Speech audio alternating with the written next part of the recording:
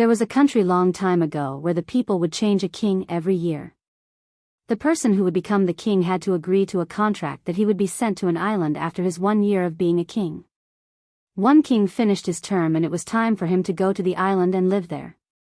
The people dressed him up in expensive clothes and put him on an elephant and took him around the cities to say goodbye to all the people.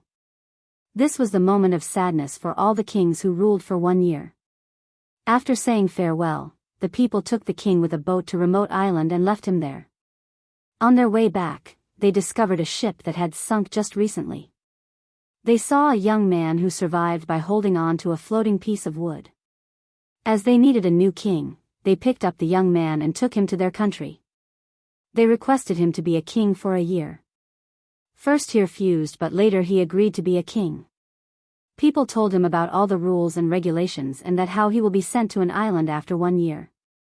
After 3 days of being a king, he asked the ministers if they could show him the island where all the other kings were sent. They agreed and took him to the island.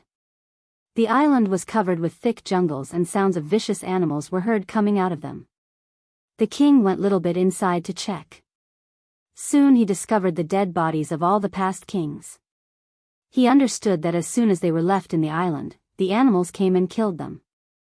The king went back to the country and collected 100 strong workers. He took them to the island and instructed them to clean the jungle, remove all the deadly animals and cut down all excess trees. He would visit the island every month to see how the work was progressing. In the first month, all the animals were removed and many trees were cut down. In the second month, the whole island was cleaned out. The king then told the workers to plant gardens in various parts of the island. He also took with himself useful animals like chickens, ducks, birds, goats, cows, etc. In the third month, he ordered the workers to build big houses and docking stations for ships. Over the months, the island turned into a beautiful place. The young king would wear simple clothes and spend very little from his earnings as a king. He sent all the earnings to the island for storage.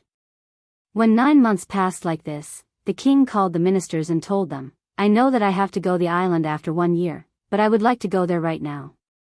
But the ministers didn't agree to this and said that he has to wait for another 3 months to complete the year. 3 months passed and now it was a full year. The people dressed up the young king and put him on an elephant to take him around the country to say goodbye to others. However, this king is unusually happy to leave the kingdom. People asked him, "All the other kings would cry at this moment, and why are you laughing?" He replied, "Don't you know what the wise people say? They say that when you came to this world as a baby, you were crying and everyone was smiling. Live such a life that when you are die, you will be smiling and everyone around you will be crying. I have lived that life. While all the other kings were lost into the luxuries of the kingdom, I always thought about the future and planned for it. I turned the deadly island into a beautiful abode for me where I can stay peacefully." The moral lesson from this story is about how we should live our life. The life of this world is to prepare for the life hereafter. In this life, we shouldn't get lost into the deceiving and attractive things of this world and forget about what is to come in the afterlife. Rather, even if we are kings, we should live a simple life like our beloved Prophet Muhammad, peace be upon him, and save all our enjoyments for the hereafter. May Allah make it easy for us all. Ameen. Holy Quran, 31:34, says, "Verily the knowledge of the hour is with Allah, alone. It is He who sends down rain, and He who knows what is in the wombs. Nor does anyone know what it is that he will earn on the morrow, nor does anyone know in what land he is to die. Verily with Allah is full knowledge and He is acquainted with all things." Holy Quran, 59:18, urges us to prepare for tomorrow, O ye who believe.